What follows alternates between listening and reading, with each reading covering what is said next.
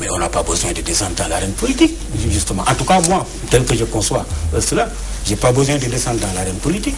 Parce que j'ai une tribune, encore une fois, comme je l'ai dit tantôt, pour m'adresser aux gens. J'ai ma musique. Donc, à la limite, je m'adresse à un public très large, encore une fois. Donc on n'a pas besoin de descendre. Moi, personnellement, je n'ai pas besoin de cela. Ouais. Nous restons dans la perspective de cette présidentielle. Vous entendez souvent les différents candidats s'exprimer. Mais est-ce que vous sentez une réelle prise en compte des préoccupations des artistes dans les différents discours? Non, ça ne se sent pas. Vraiment, ça ne se voit pas aussi. Je pense que, quelque part, c'est même une erreur. Parce qu'en fait, je crois que la culture représente énormément de choses dans la vie d'une... Vous êtes les parents pauvres, quoi, du système. Mais écoutez, moi je pense que, vous savez, en tout cas, en ce qui concerne la musique, en tout cas moi, en ce qui se concerne, moi je n'attends absolument rien des politiques, parce que qu'est-ce qu'ils peuvent m'apporter? C'est pas... un homme politique qui va me signer un contrat avec une maison de disques. Donc c'est pas les hommes politiques qui vont me régler mes tournées sur le plan international. Donc je n'attends absolument rien. Nous, ce que nous voulons, c'est d'avoir des infrastructures pour pouvoir travailler dans de bonnes conditions, tout simplement.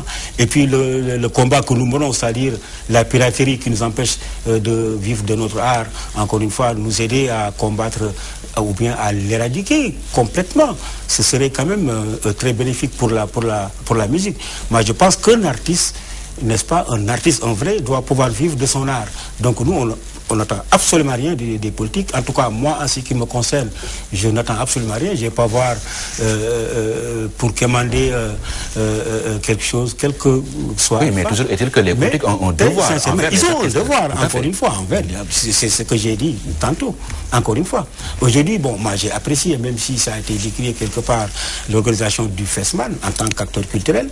Parce que moi, je voyage beaucoup, je vais dans les autres pays, je participe à des festivals, je vois l'engouement que ça suscite au niveau des gens.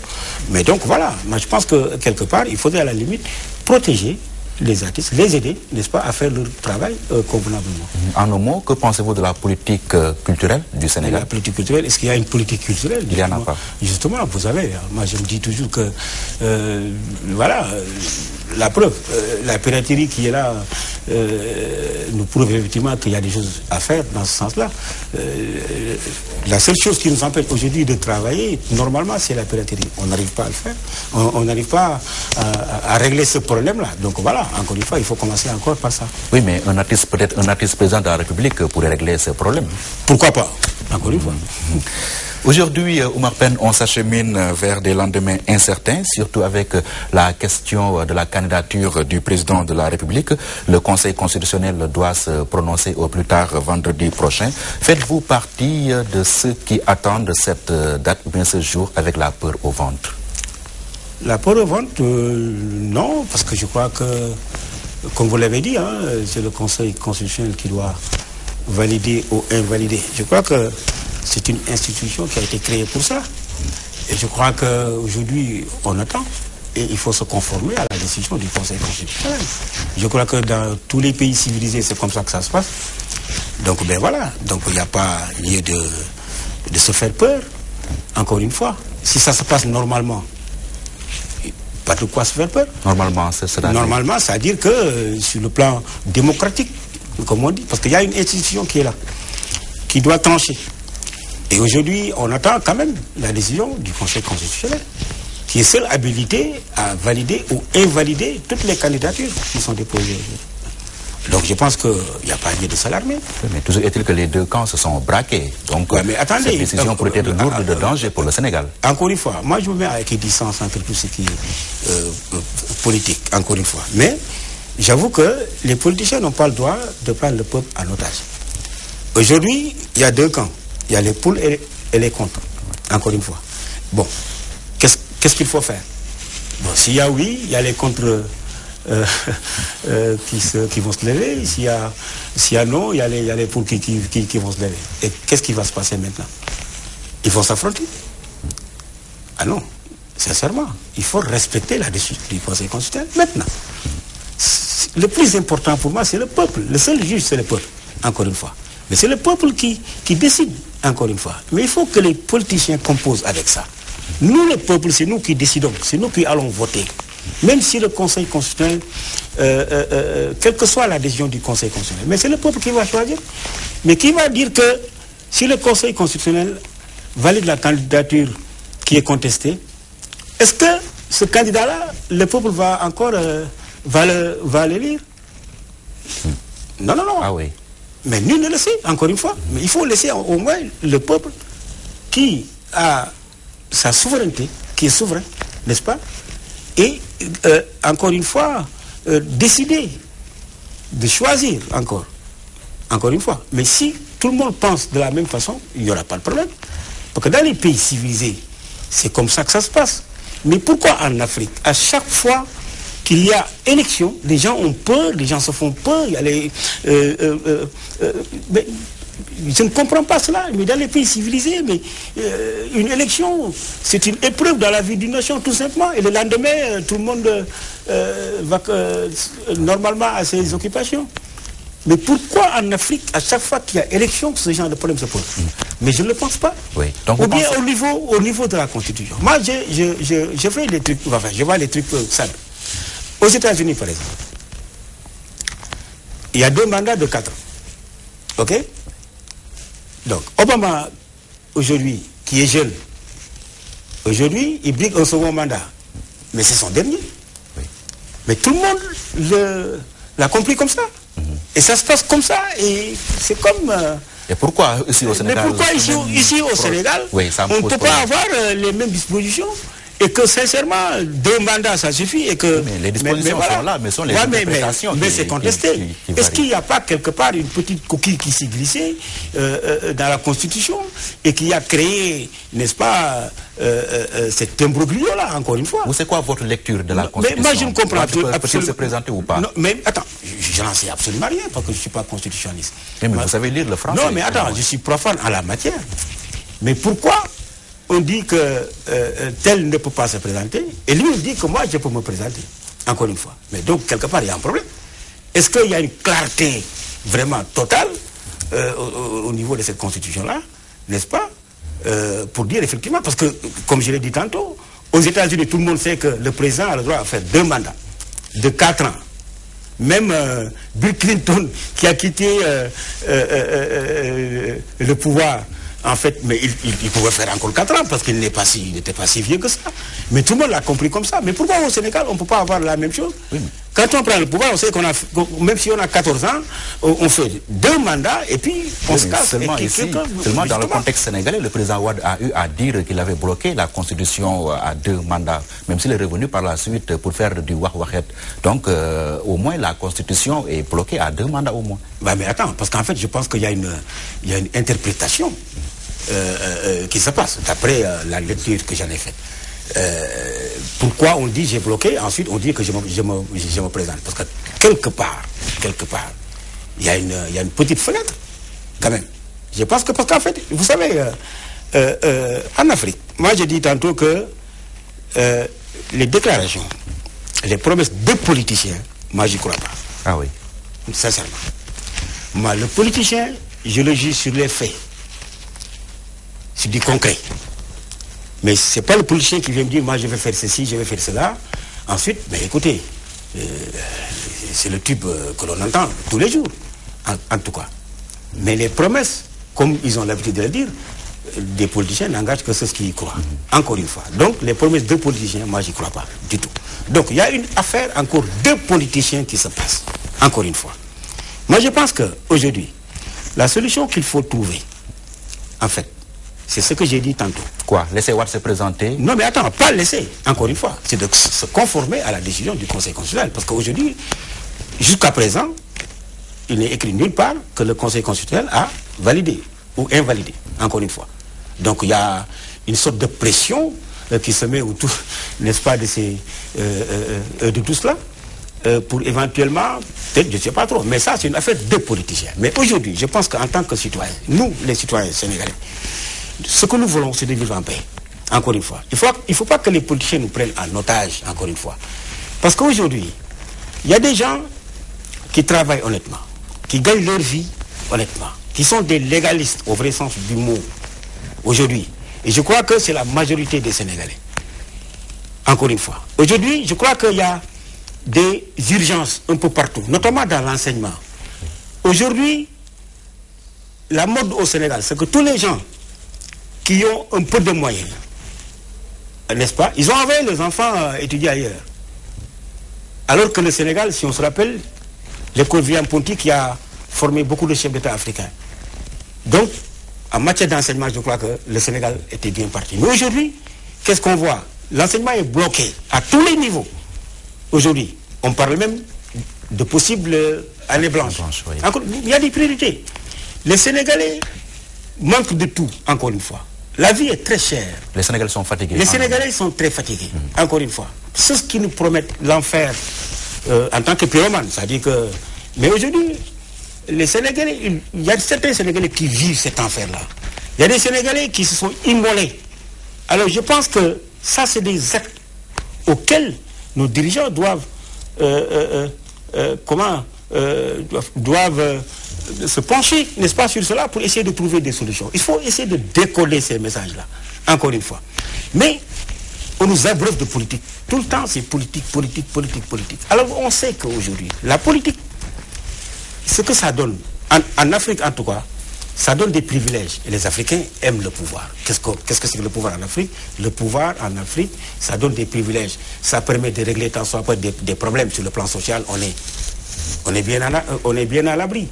Est-ce que vous comprenez? Alors que le petit peuple souffre, encore une fois. Mais je pense que la priorité se trouve à ce niveau. Oui, les politiques ont une part de responsabilité à assumer, mais vous, les artistes également, est-ce que vous n'avez pas failli dans votre rôle de régulateurs sociaux? Ah mais on a chanté. Mais franchement, on a organisé des... Nous, on se déplace. Là, aujourd'hui, une médiation est possible entre le pouvoir et l'opposition concernant la question de la candidature de Wade. Oui, mais attendez, le problème, il se pose. Parce qu'il faut que chacun prenne conscience, n'est-ce pas, de l'intérêt de la nation, encore une fois. Parce que moi, je pense que l'intérêt supérieur de la nation, c'est de préserver la paix. Encore une fois. On ne peut pas aimer son pays, être patriote, et être l'auteur, n'est-ce pas, d'une quelconque situation qui nous amènerait à régler des problèmes autour d'une table. Parce que quel que soit Alpha, s'il y a problème, pour régler ce problème-là, il faut s'asseoir autour d'une table. Encore une fois. Parce que, vous regardez, parce que moi j'étais en Côte d'Ivoire il n'y a pas longtemps, j'étais avec un ami ivoirien, il m'a dit, écoute mon frère, tout ce que je vous souhaite, encore une fois, franchement, je ne vous souhaite pas, franchement, de vivre ce que moi j'ai vécu en tant qu'Ivoirien. Très franchement, et ça m'a beaucoup touché parce que j'étais en Côte d'Ivoire, j'ai vu. Encore une fois. Et donc, essayons quand même de trouver la bonne parole pour préserver cette paix-là, encore une fois. Parce que pour tous ceux qui aiment le Sénégal, n'est-ce pas, doivent œuvrer pour préserver cette paix-là, encore une fois. Donc vous n'avez pas échoué dans votre rôle de médiateurs sociaux? Pas du tout. Pas du tout. Nous sommes écoutés. Je pense, nous sommes vraiment écoutés. Nos messages passent très, très, très, très, très bien. Encore une fois. Mais, vous savez, les politiciens, c'est comme j'ai dit tantôt, vous savez, la politique, c'est la politique. C'est autre chose. Il n'y a pas de... la politique, c'est ça, quoi. Tous les coups sont permis. Moi, je veux... Le pouvoir, c'est 1 + 1 = 2. Encore une fois, je cherche le plus de voix possible pour être élu. C'est une question d'intérêt. Encore une fois. Mais je pense que ce qui est intéressant aujourd'hui, ce qui est primordial, c'est de préserver cette paix-là. Il faut que les politiciens, toutes tendances confondues, prennent conscience de cela. Et on respecte une certaine démocratie. Maintenant, ce qu'il faudrait, c'est d'avoir des élections libres, claires, transparentes. Je crois que dans toutes les démocraties du monde, c'est comme ça que ça se passe. Encore. Mais le monde ne s'arrête pas au... Mais à ce rythme, faut-il craindre pour le 26 février, justement, à ce rythme?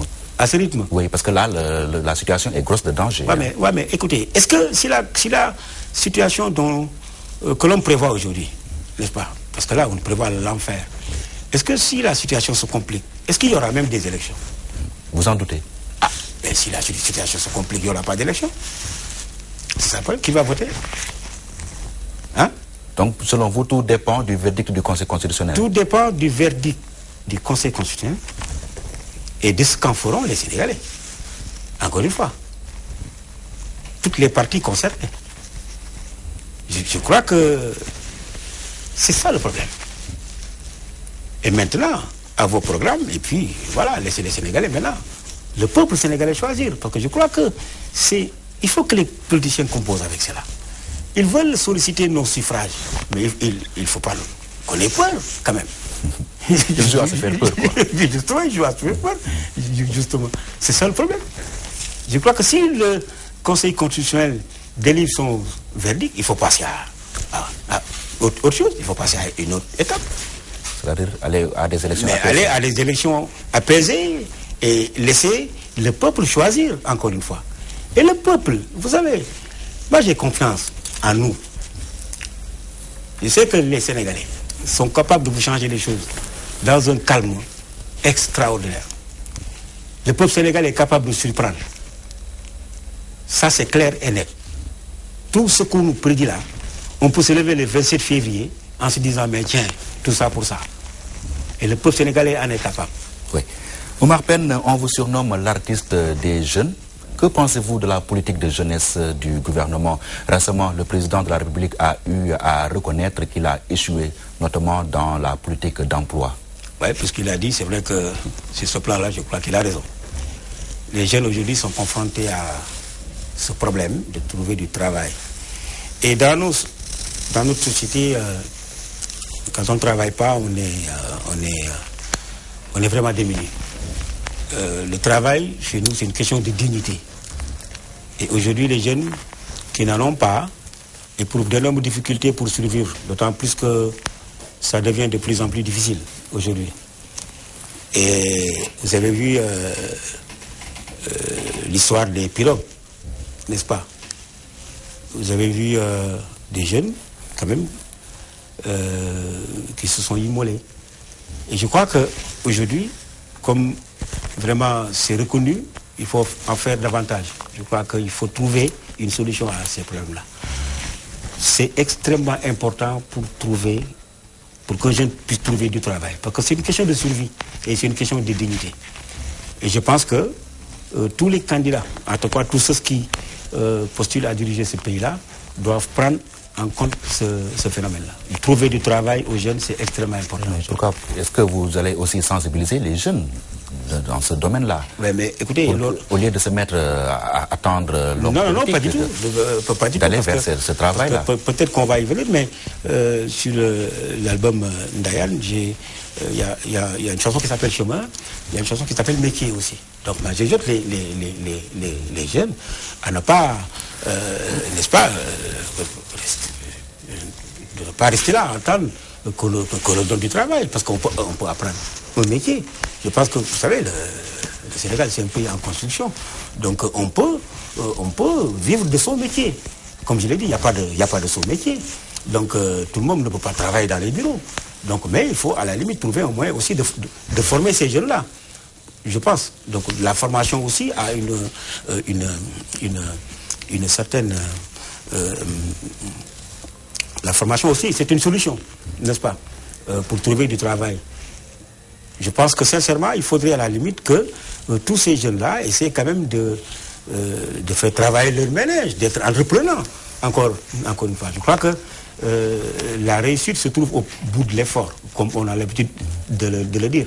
Donc je crois qu'il ne faut pas toujours s'attendre à ce que, le pouvoir me donne du travail, on ne fait rien pour moi. Non, mais je pense qu'il faut avoir un esprit d'entrepreneuriat, essayer quand même de trouver des solutions et de se faire tout seul, encore une fois. Aujourd'hui, quand des hommes politiques profitent de la situation difficile que vivent les jeunes pour les utiliser comme des nervis, ça vous donne envie de dire quoi? Le mot nervi, déjà, c'est un mot que je n'utilise pas dans mon vocabulaire parce que ça n'a pas de sens. Je crois que nous vivons dans une république où il y a la police, la gendarmerie, il y a quand même un service d'ordre quand même assez bien organisé. Donc moi, les nervis, ça me rappelle les tontons Macoute à une certaine époque en Haïti. On n'en a pas besoin, mais pourquoi faire?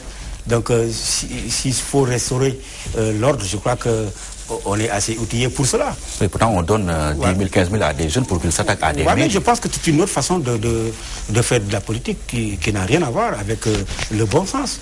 Je crois que nervi, ça n'a pas sa raison d'être. Moi, je pense déjà, ce mot-là, moi, je ne veux même pas l'utiliser, parce que ça n'a aucun sens pour moi. Parce que ça veut dire tout simplement violence, encore une fois. Mais on n'a pas besoin de ça. On a un service d'ordre, on a de la police, on a la gendarmerie, on a l'armée quand il le faut. Mais pourquoi des nervis pour aller agresser les gens chez eux? On n'en a pas besoin. Je pense qu'il faut que nos hommes politiques, encore une fois, essaient de composer avec le peuple. Donc je crois que si on veut amener les gens à s'intéresser à la politique, il faut leur montrer autre chose. Parce que c'est des choses comme ça qui font que les gens se désintéressent de plus en plus de la chose politique. Encore une fois. Donc voilà, encore une fois, on n'en a pas besoin encore. On n'en a pas besoin, franchement. Oui. Vous l'avez brossé tout à l'heure, nous allons en parler rapidement. La paralysie du système éducatif aujourd'hui avec des grèves cycliques. Aujourd'hui, quel est votre avis sur cette question? L'école qui ne fonctionne plus, l'université non plus. Mais écoutez, ça bloque tout. C'est un système qui est bloqué et il faut trouver une solution. Comme je l'ai dit tantôt, parce que vous savez, aujourd'hui, la mode, c'est, pour ne pas me répéter, c'est trouver les moyens pour envoyer ses enfants étudier au Maroc, au Canada ou en France, en tout cas à l'extérieur. Pourquoi? Parce que le système éducatif est vraiment bloqué aujourd'hui. Et bien, il faut trouver une solution. On ne peut pas vivre comme ça. Mais déjà, quelqu'un qui éprouve beaucoup de difficultés pour survivre, alors si on lui rajoute le fait que son enfant n'arrive pas à étudier normalement, mais ça pose problème. C'est quoi la solution? Mais c'est quoi la solution? La solution, c'est de s'asseoir et puis essayer de dépolitiser la chose, encore une fois. Parce que j'ai comme l'impression que d'après une certaine lecture, qu'il y a des politiciens qui croient que dans les syndicats sont truffés de... Ils infiltrent voilà, justement. Ah, oui. Il y a des syndicalistes qui sont, comment dirais-je, membres de certaines parties de l'opposition. Parce que tant que l'on voit les choses comme ça, on ne pourra jamais régler.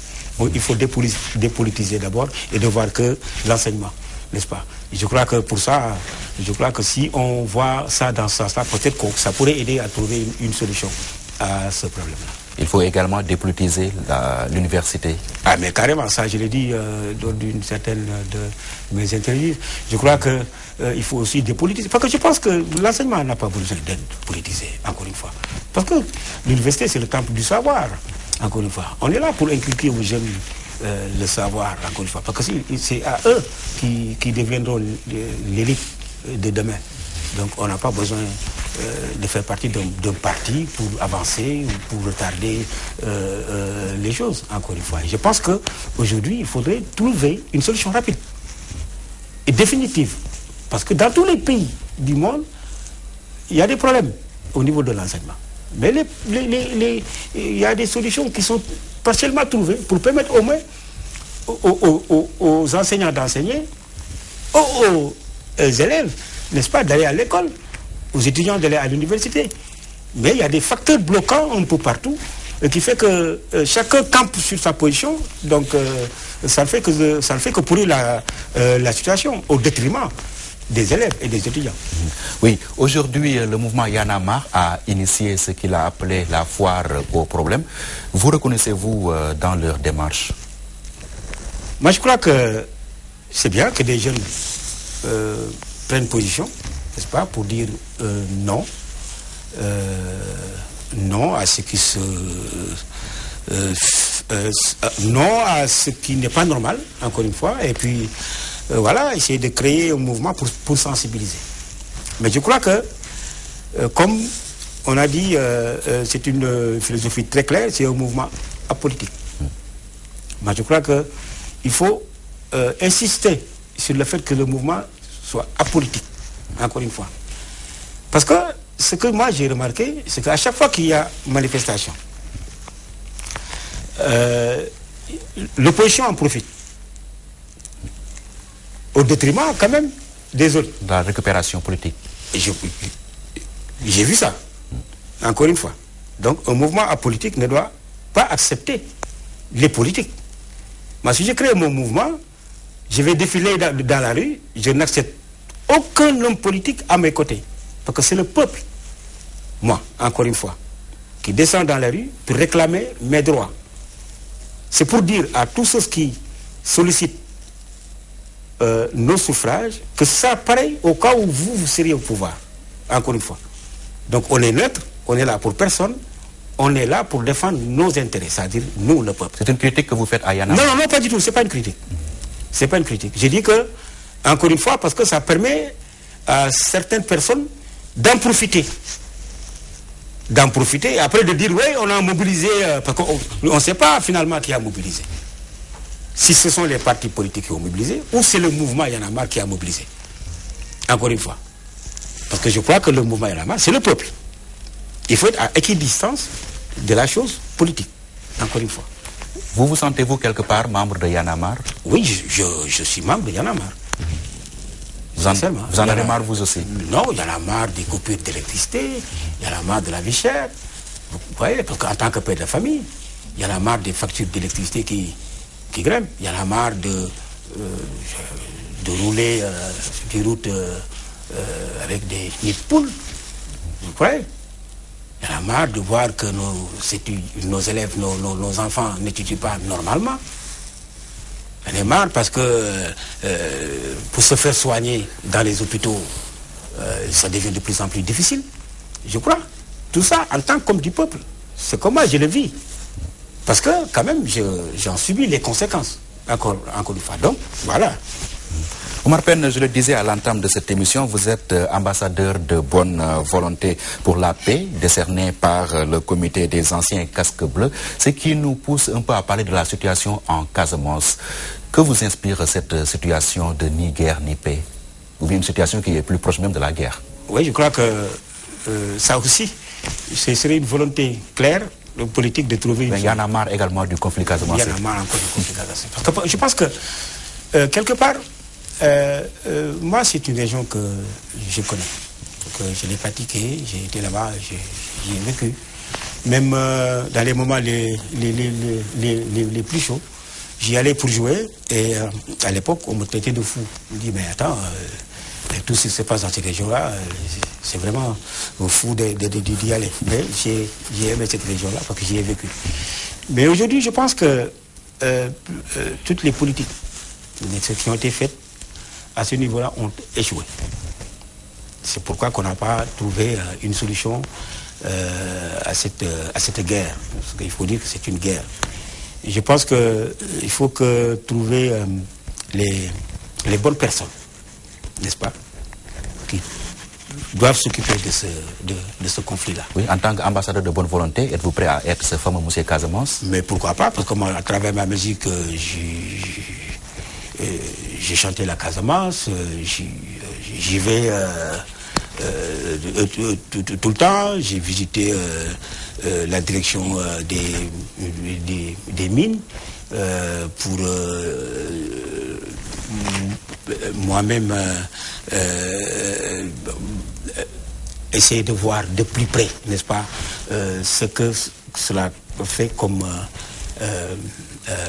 problème, encore une fois.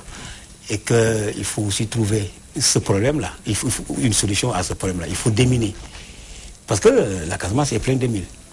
Maintenant, si aujourd'hui on arrive à régler ce problème-là, il faut trouver aussi une autre solution. Il faut déminer, encore une fois. Donc il y a beaucoup de facteurs qui font qu'aujourd'hui, il faut aller, n'est-ce pas, vers la paix, trouver une solution, ensuite essayer de développer cette région-là. Parce que quand même, je crois que la Casamance, comme on dit, la verte Casamance, il faut en faire un pôle de développement. Essayer quand même d'occuper, même ces jeunes-là qui sont dans la rébellion, si on les occupe, on leur donne du travail, encore une fois, ils ne vont plus penser à aller se battre. Ils vont travailler, ils vont trouver quand même une occupation. C'est ça qu'il faut trouver, encore une fois, et essayer quand même d'en faire un pôle de développement, parce qu'il y a tout ce qu'il faut n'est-ce pas, pour développer cette région-là, dans le sens local, si je peux m'exprimer ici. Nous avons ouvert cette émission avec le sport, nous allons la terminer avec la musique. Vous, quels sont les problèmes de la musique sénégalaise, à votre avis? Ben, écoutez, je crois que les problèmes, bon, moi je vois pas de problème. Ah oui. Disons simplement que... Tout est nickel. Non, nickel, non. Attends, parce qu'en fait, je crois qu'il y a beaucoup de courants musicaux au Sénégal. Aujourd'hui, il y a des musiciens qui font le bala, il y a d'autres qui font de l'acoustique, il y en a qui font le rap, il y en a qui font du reggae. Vous savez, il y en a qui font autre chose. Mais, donc si je comprends votre question, c'est pourquoi la musique sénégalaise a des problèmes pour percer sur le plan international. Tout à fait. Je crois, mais c'est dans la présentation. Parce que quoi qu'on puisse dire, c'est un produit. Et qu'un produit, quand on présente un produit, il faut le présenter bien. Pour que celui qui l'achète, n'est-ce pas, puisse être dans de bonnes conditions. En parlant de musique, il faut qu'il y ait créé un confort d'écoute, n'est-ce pas? Il faut faire en sorte que celui qui l'écoute, même s'il n'est pas sénégalais, puisse avoir des sensibilités, n'est-ce pas, pour avoir comment dire, envie d'écouter. Mais ça, c'est dans la présentation que tout ça se fait. Maintenant, il y en a qui l'ont compris et qui sont rentrés dans ce créneau-là, mais il y en a qui veulent rester plus simplement local. Oui. Oui, mais le problème ne se limite pas uniquement à la présentation, il y a également le fond, le message. Est-ce que vous pensez que le message est porteur? Déjà, le problème principal, c'est qu'on chante pratiquement en Wolof, dans une langue que les autres ne comprennent pas. Bon, mais je pense que ça, c'est notre identité culturelle. Aujourd'hui, moi, je chante en Wolof. J'ai fait un album d'Ayan, mais peut-être qu'il y a un titre que j'ai chanté en français, mais je chante en Wolof. Donc, disons simplement qu'aujourd'hui, il y a des artistes sénégalais qui percent sur le plan international. Ça, c'est vrai. Qui font les grandes scènes, qui font de très grands festivals. Pourquoi? Parce qu'en fait, ils ont une musique qui correspond à ce qui se passe aujourd'hui par rapport au concept qu'on appelle la world music. Encore, c'est ça le problème. Donc, je crois que c'est ce qu'ils ont compris, sont rentrés carrément dans ce créneau-là. Et aujourd'hui, ils font les festivals, ils font les grandes scènes et ils vendent leurs produits sur le plan international. C'est quoi? Mais il faut comprendre cela. Mais ceux qui ne l'ont pas compris aussi sont restés dans un carcan purement local qui a son public aussi. Je pense que c'est une question de choix. Vous les anciens également, que faites-vous pour changer la situation ou bien pour l'améliorer au moins? Ben écoutez, nous on fait notre boulot tranquillement. Et je pense qu'à travers ce que nous faisons, peut-être que si ça peut donner des idées à d'autres, peut-être que c'est bien. Si ça ouvre les portes, peut-être qu'on va... Ah, tel type a fait ça et ça a marché, pourquoi pas nous? Donc à la limite, en tant qu'ancien, comme vous l'avez dit tantôt, je crois que c'est à nous maintenant de montrer la voie à suivre. Mais ça dépend. Parce qu'en musique, on ne peut pas imposer à quelqu'un de faire ce qu'il ne veut pas faire. Encore une fois, je pense que c'est une question de sensibilité. Et puis chacun a le loisir de faire ce qu'il veut. Donc vous pensez que l'ère du mbalax pur et dur est révolue? Je pense qu'on a tendance à aller vers cela. Je pense sincèrement. Parce qu'avec les nouvelles sonorités, ce qui se passe aujourd'hui dans le monde, sur le plan musical, nous impose d'être beaucoup moins rythmé et plus mélodique. Oui, vous avez sorti un album, Ndayan, vous l'avez dit, album international. Qu'est-ce qui fait la particularité de Ndayan?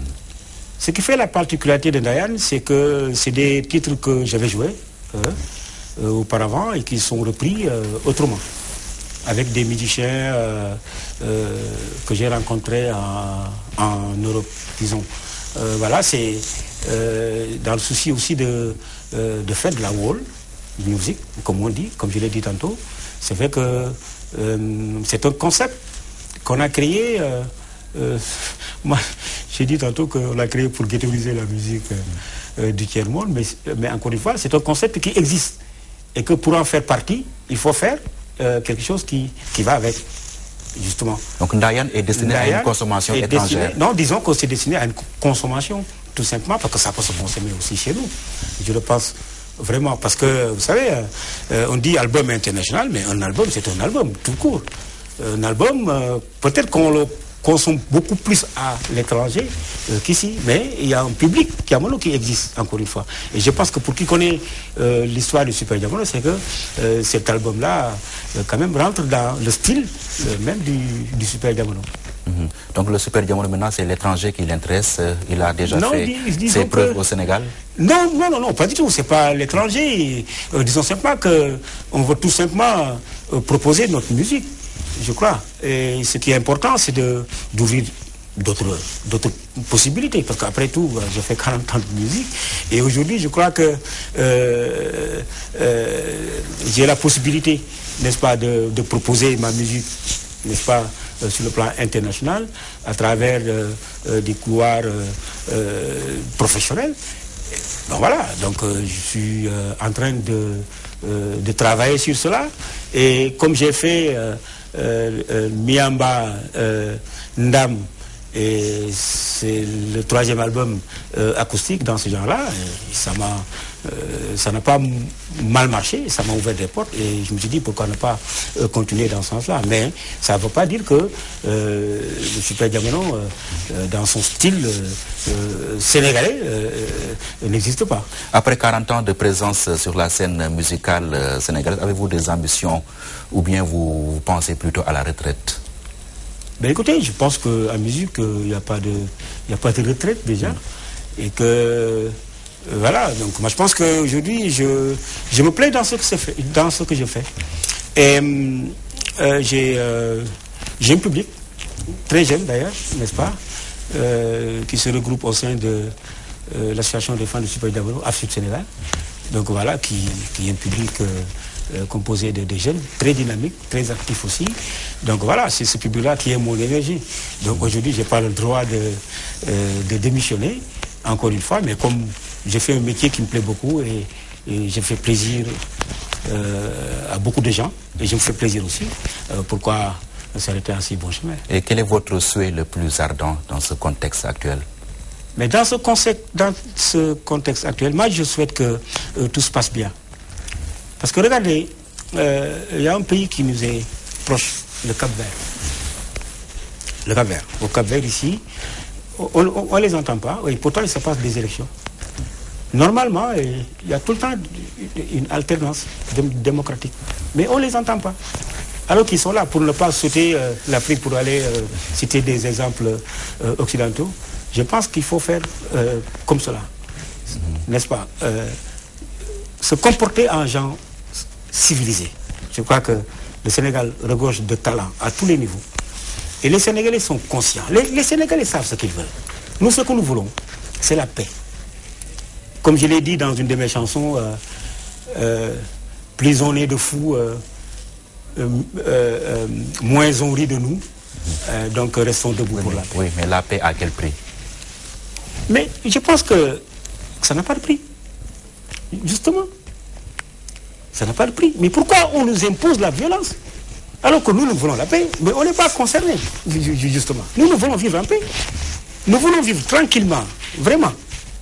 Parce que c'est comme je l'ai dit tantôt, il ne faut pas que les politiciens nous prennent en otage. On n'en a pas besoin. Parce qu'il y a des gens qui ne sont pas intéressés par la politique. N'est-ce pas? Oui. Mais qui travaillent normalement, n'est-ce pas? Qui ont gagné leur vie honnêtement, comme je l'ai dit tantôt, qui sont des légalistes. Et qui, ma foi, aspirent à vivre tranquillement, éduquer leur famille.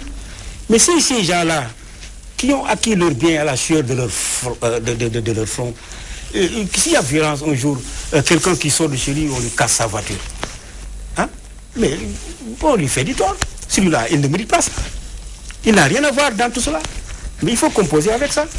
Il faut dire à ces gens-là, n'est-ce pas, ces pseudo-pyromanes, n'est-ce pas, qui n'ont qu'à aller brûler autre chose, n'est-ce pas, que ce pays-là. Mais vous avez votre musique pour leur dire cela. Oui, mais c'est ce que j'ai dit tantôt, parce qu'en fait, écoutez Ndayan, le 11e titre qui s'appelle Prisonnier de fou, n'est-ce pas, je chante pour la paix. On est différents, certes, mais il faut accepter nos différences pour pouvoir vivre en paix, n'est-ce pas? Merci, Oumar Pène. C'est moi. Vous êtes artiste, chanteur, lead vocal du Super Diamono et ambassadeur de bonne volonté pour la paix décerné par le comité des anciens casques bleus. Opinion, c'est fini. Rendez-vous dimanche prochain. Au revoir.